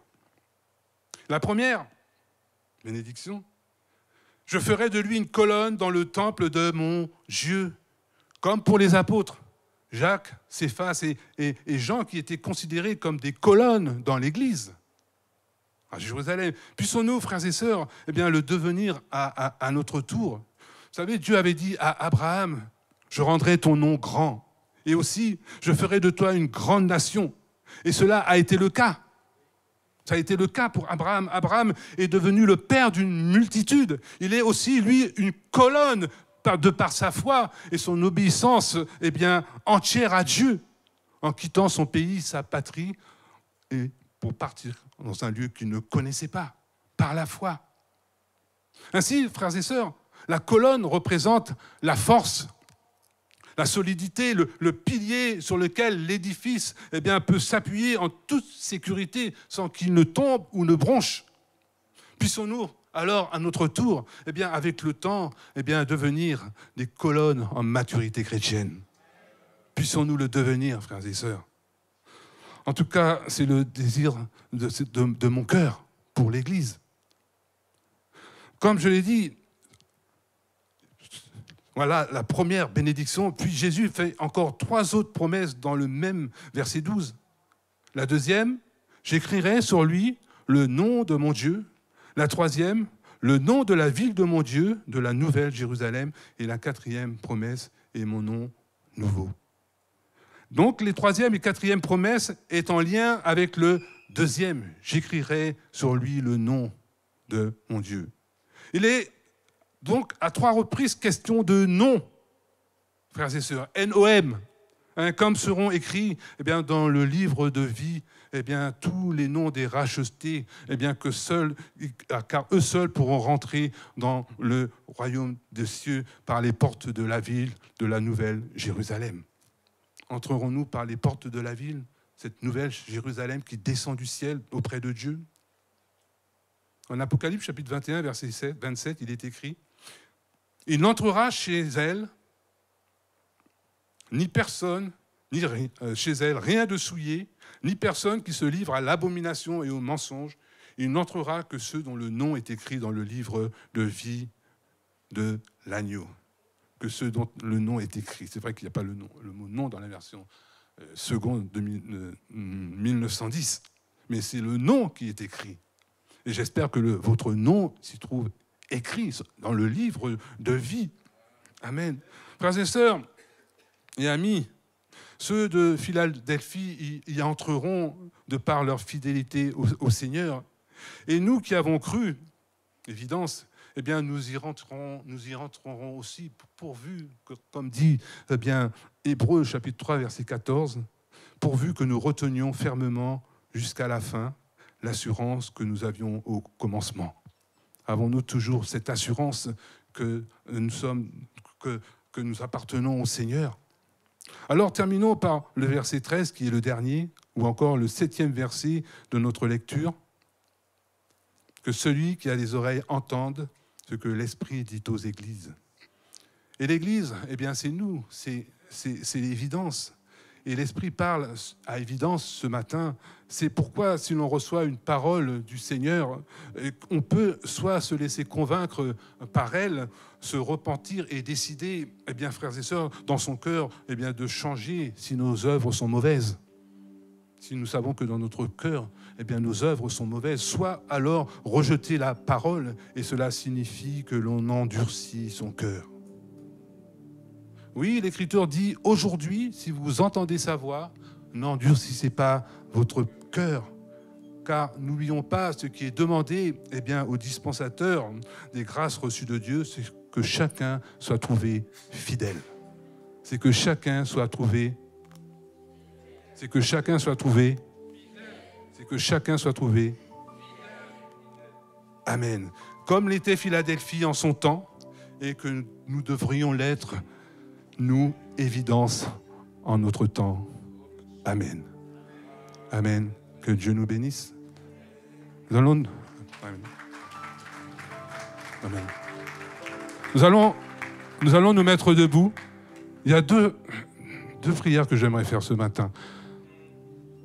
Frères et sœurs, comme pour l'église de Philadelphie, à qui le Seigneur, après avoir fait son évaluation, a reconnu sa fidélité, sa constance, son amour pour son nom, mais peut-il en dire autant de nous? Peut-il en dire autant de nous? Et ce matin, il se peut que nous réalisions que nous avons abandonné ou perdu spirituellement dans notre vie certaines choses, dans certains domaines de notre vie chrétienne. Et le cri silencieux de notre âme serait de se dire ou de dire sincèrement à Dieu, je peux énumérer certaines pensées qui peuvent y avoir. S'il te plaît, Seigneur, renouvelle en moi l'espérance de ton retour, car je ne l'ai plus. S'il te plaît, Seigneur, détache mon cœur des convoitises de ce monde, car je m'y suis attaché. S'il te plaît, Seigneur, purifie mon cœur, car il s'est laissé souiller et corrompre par le péché. S'il te plaît, Seigneur, renouvelle mes sentiments d'amour pour ta maison en me rendant plus régulièrement aux réunions, car je n'en ai plus le désir ni l'envie. S'il te plaît, Seigneur, renouvelle dans mon cœur de l'amour pour mon époux, pour mon épouse, pour mes enfants et le désir de les instruire dans ta parole, car je l'ai perdu. Oui, Seigneur, comme Philadelphie, eh bien, donne-moi de te redevenir fidèle comme elle l'était. Mon frère, ma sœur, est-ce que tu te sens concerné par ces quelques exemples de renouveau que tu désirerais pour ta vie? Bien sûr, il peut y en avoir d'autres. Alors, si tu as le désir de changer, de plaire à ton Seigneur, de plaire à ton Dieu, de prendre un nouveau départ et de revenir à ton premier amour, si tu l'as perdu, approche-toi devant et nous allons prier pour toi. Si tu sens dans ton cœur qu'il te manque quelque chose, si tu sens un vide, si tu sens qu'au fond de ton cœur, tu as fait quelque chose de mal, que quelque chose, il y a un vide, tu n'as plus le même goût qu'au commencement, et que tu veux que le Seigneur te renouvelle, te fortifie, n'hésite pas à venir devant et le Seigneur va te bénir, le Seigneur va te restaurer, le Seigneur va te donner un nouveau goût de vivre pour sa gloire. Approche-toi, n'aie pas honte, n'aie pas peur, sens-toi libre de dire Seigneur, parce que Dieu veut aussi des cœurs sincères. Alors, n'aie aucune honte à t'approcher, personne ne te regarde, c'est toi et ton Dieu. N'aie pas honte de ce que les autres... N'aie pas honte. Les autres nous sont là. Chacun rendra compte à Dieu pour lui-même. Alors n'hésite pas. Si tu sens au fond de toi qu'il y a un conflit, si tu sens au fond de ton cœur qu'il y a quelque chose qui ne va pas avec ta famille, qu'il y a quelque chose qui ne va pas avec ton foyer, qui ne va pas avec ton mari, qui ne va pas avec tes enfants, qui ne va pas avec ton époux, alors ne fais pas qu'il n'y ait pas de faux semblants dans ta vie, qu'il n'y ait pas de paraître. Tu peux avoir cette apparence de la piété, mais au fond de toi, quand tu quittes cette maison, les problèmes seront encore là. Alors viens, afin que l'on puisse prier pour toi. Et le Seigneur va te restaurer, renouveler en toi un désir profond de changement. C'est David qui disait à son Dieu, rends-moi la joie de ton salut, parce que je l'ai perdu. David a péché contre Dieu, mais Dieu va le restaurer. Il dira, j'avouerai mes transgressions à l'Éternel. J'avouerai mes transgressions à Dieu, pas à un homme, mais à Dieu. Et l'Éternel a fait passer la peine de son péché et il a été restauré. Veux-tu être restauré ce matin? Veux-tu que le Seigneur fasse une œuvre de guérison? Alors n'hésite pas, viens à lui ce matin et tu verras la gloire de Dieu se manifester dans ta vie pour que tu puisses repartir, pour que tu puisses rebondir, pour que Dieu te donne un nouvel élan de foi afin que tu puisses témoigner comme tu le faisais auparavant. Si tu as perdu ce zèle pour l'évangile, quelque chose t'a stoppé, quelque chose t'a arrêté, alors il est possible que le Seigneur ce matin te restaure et te dise, va mon enfant, avec la foi que tu as, je te bénis maintenant, je te guéris, je t'accorde ma grâce. Maintenant, repars en paix, repars l'esprit en paix, parce que je t'ai visité, parce que je t'ai aimé. Alors ma gloire sera sur ta vie ce matin et tu vas repartir de ce lieu transformé, visité par mon esprit et guéri dans ton âme, dans ton esprit et dans ton corps. Telle est la volonté du Seigneur pour ta vie. N'hésite pas, viens à lui s'il te plaît. Alors tu verras vraiment la magnificence de ton Dieu dans ta vie ce matin se manifester. Alléluia. Oh, merci Jésus. Merci Seigneur, parce que tu es le même hier, aujourd'hui, éternellement. Tu n'as pas changé, Seigneur. Oui, ce matin, tu veux encore guérir. Tu veux encore, Seigneur, restaurer. Tu veux encore bénir. Seigneur, toi qui ne te lasses point de pardonner. Seigneur, merci. Tu veux conduire au désert afin de parler au cœur ce matin. Alors parle au cœur ce matin et agis puissamment par ton esprit. Telle est la volonté du Seigneur pour ta vie, mon frère, ma sœur, mon ami. N'hésite pas à venir tel que tu es au Seigneur et il saura guérir ton âme. Il saura te restaurer et te bénir. Alléluia. Oui, Jésus, tu es vivant, tu es puissant et nous t'aimons, Seigneur. Merci, c'est toi qui m'as délivré de la drogue, Seigneur. J'étais esclave de la drogue, Seigneur, et je revois, Seigneur, mon cri, ma douleur, mon mal de vivre. Seigneur, j'étais esclave, Seigneur. J'étais esclave du péché, j'étais esclave de la drogue, Seigneur. Et la Bible dit, chacun est esclave de ce qui a triomphé de lui. Alors, Seigneur, ce matin, si quelqu'un est esclave de quelque chose et que personne ne le sait, tu veux l'en délivrer, Seigneur. Si quelqu'un est esclave de la pornographie, si quelqu'un est esclave, Seigneur, Jésus, du péché, de la cigarette, de la drogue, est esclave de toutes sortes de vices que personne ne voit. Alors Seigneur, tu es venu pour cette personne-là, et cette personne-là, tu la connais. Mais voudra-t-elle s'approcher? Voudra-t-elle recevoir ta délivrance, ta guérison? Vous voyez, je suis cet homme qui était abattu il y a de nombreuses années en arrière. Je suis cet homme qui était dans le péché, dans le vice, dans la corruption. Je suis cet homme qui n'avait aucun espoir pour la vie. J'étais cet homme qui avait ce mal-être. J'étais cet homme qui courait à droite et à gauche pour chercher je ne sais quoi. J'avais ce vide dans mon cœur. Mais le Seigneur est venu, il m'a transformé, il m'a délivré, il m'a rendu libre. La Bible dit, si le Fils vous a franchi, vous serez réellement libre. Quiconque se livre au péché est esclave du péché. Et tu es esclave du péché ce matin. Alors le Seigneur veut te rendre libre, t'accorder sa grâce. Mais le veux-tu? Es-tu prêt à accepter? Es-tu prêt à venir à lui pour recevoir la guérison, pour recevoir la délivrance?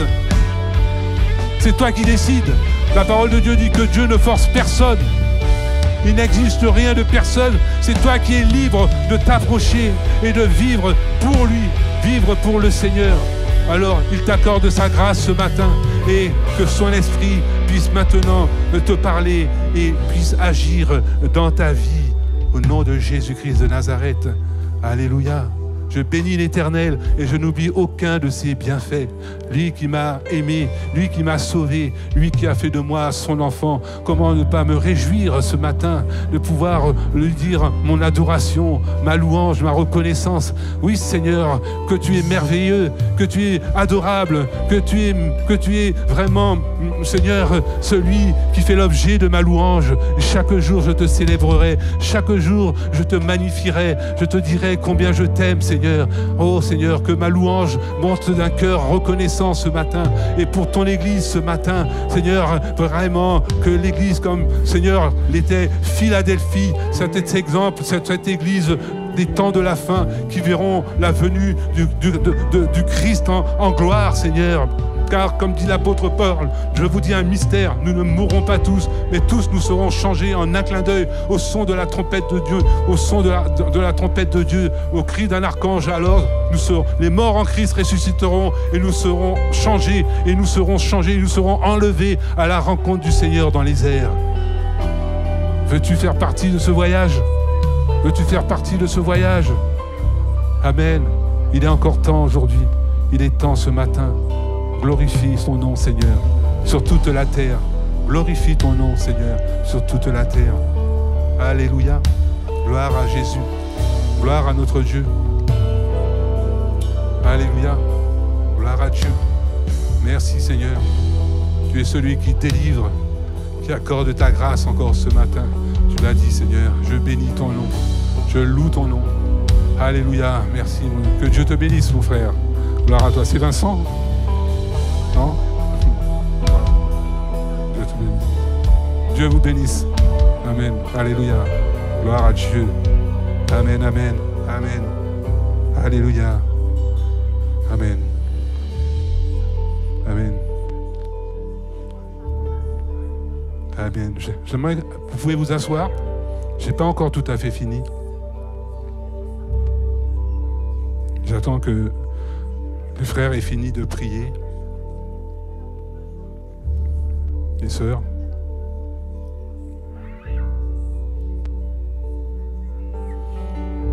Gloire à Dieu. Merci Seigneur pour ta grâce que tu accordes, mon Dieu, à tous ceux et celles qui se sont approchés. Et ta bénédiction que tu leur accordes ne se fera suivre d'aucun chagrin. Je le crois, dans le nom de Jésus. Amen. Amen. Gloire à Dieu. Alors, j'aimerais que l'on m'écoute encore pendant quelques instants, s'il vous plaît. Lorsque Jésus reviendra chercher l'Église fidèle, eh bien, il ne prendra que celui ou celle qui est né de nouveau, ou né d'eau et d'esprit. Alors, ma question est la suivante. Es-tu passé par la nouvelle naissance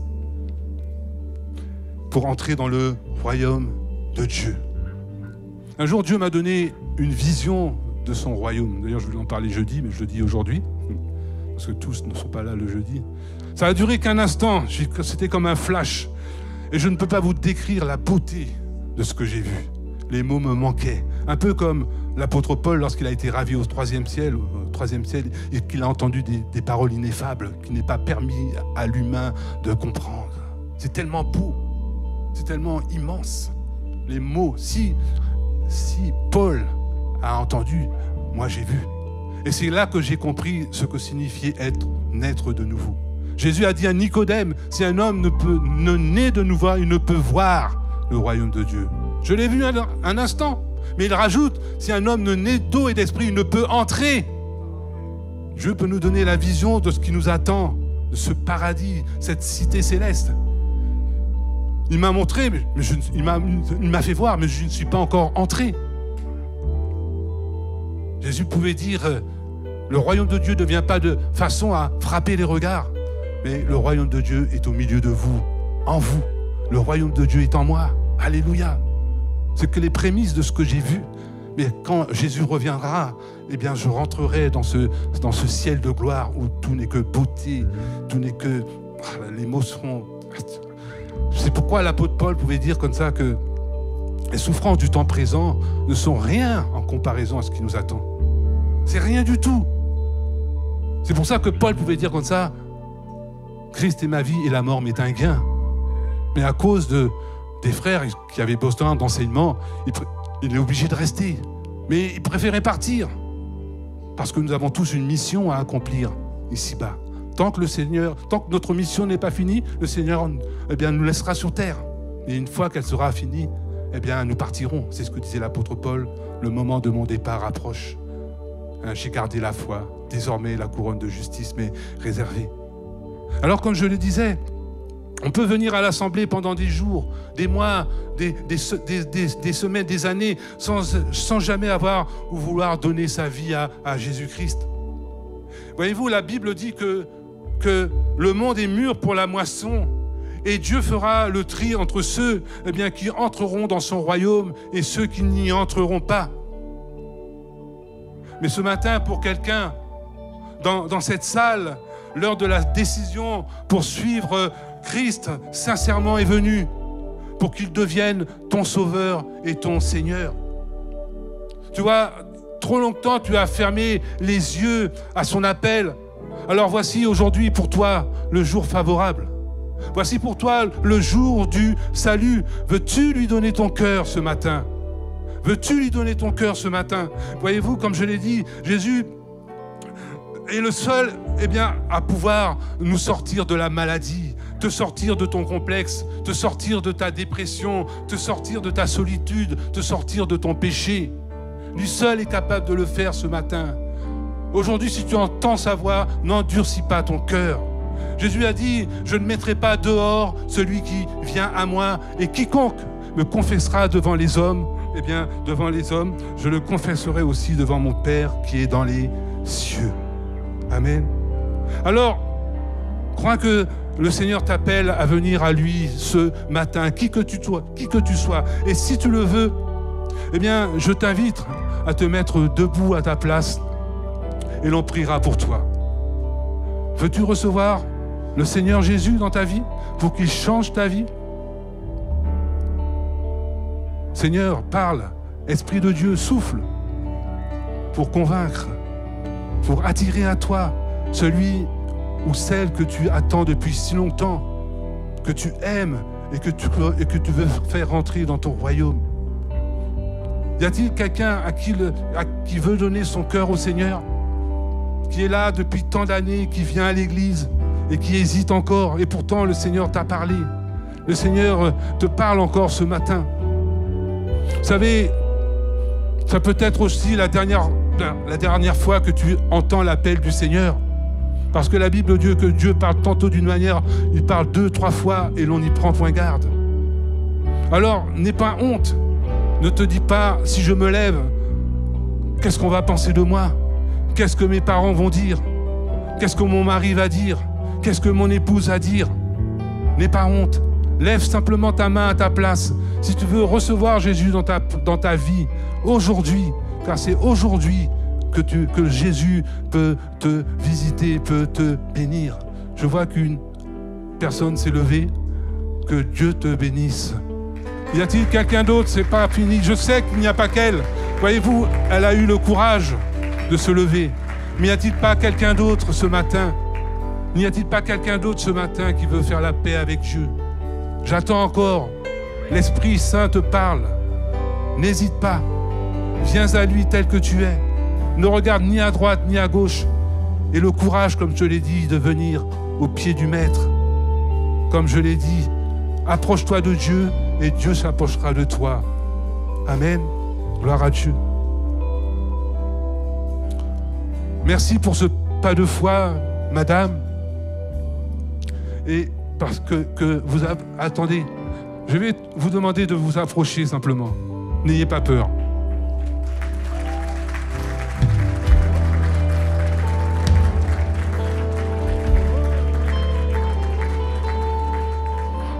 Approchez-vous au milieu, n'ayez pas peur. Dieu a vu, le Seigneur a vu votre cœur. Amen. Mais avant que Roger, l'ancien, prie pour vous, lui qui est une colonne dans l'église d'Évidence, et je le crois, j'aimerais que vous répétiez sincèrement après moi ces quelques paroles que je vais prononcer pour votre salut et que le Seigneur désire entendre. Amen. Vous êtes d'accord? Alors, répétez après moi simplement, ces quelques mots. Seigneur Jésus, j'ai entendu ton appel à te suivre et je le désire de tout mon cœur. Je te demande aujourd'hui pardon d'avoir vécu ma vie sans toi, dans le péché et loin de ton amour. Je renonce à vivre pour moi-même afin que je puisse vivre ta vie. Cette nouvelle vie que tu vas me donner par ton esprit et qui sera chaque jour à la gloire de ton nom. Amen. Amen. Je vais demander à Roger, l'ancien de l'église, de prier pour toi et que le Seigneur te scelle de son Saint-Esprit.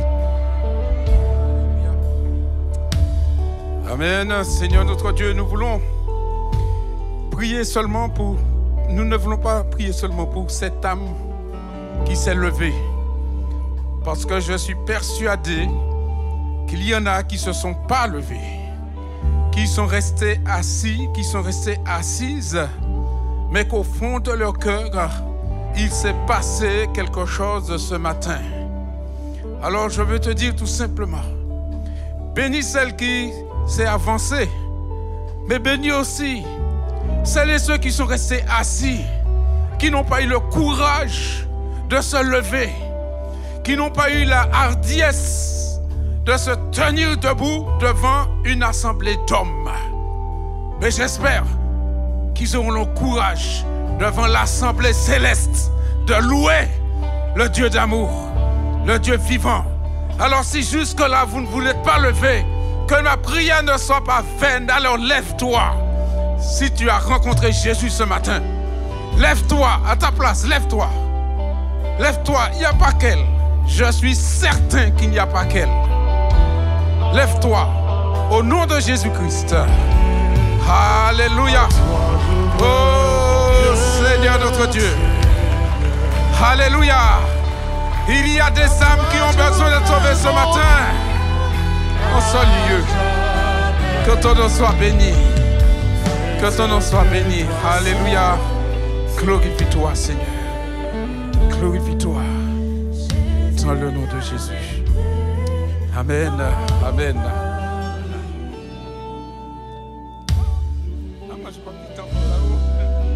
Soyez bénis. Merci pour... je l'appelle notre sœur en Christ. Je te laisse la parole. Ou Samuel. Ah, c'est Josué. Alléluia. Est-ce qu'on peut acclamer le Seigneur? Alléluia. Merci Seigneur pour ta parole. Merci pour ces vies, Seigneur Jésus. Alléluia. Et comme l'a dit Fred, le Seigneur nous appelle à être fidèles. Et même si on pense que c'est difficile, même si on est tenté, même s'il y a des situations compliquées, mais comme l'apôtre Paul l'a dit, je puis tout par celui qui me fortifie. Et le Seigneur nous donnera la force nécessaire de faire face à tout ce qui viendra sur notre chemin. Évidence Home, on vous souhaite un bon dimanche et on vous retrouve la semaine prochaine.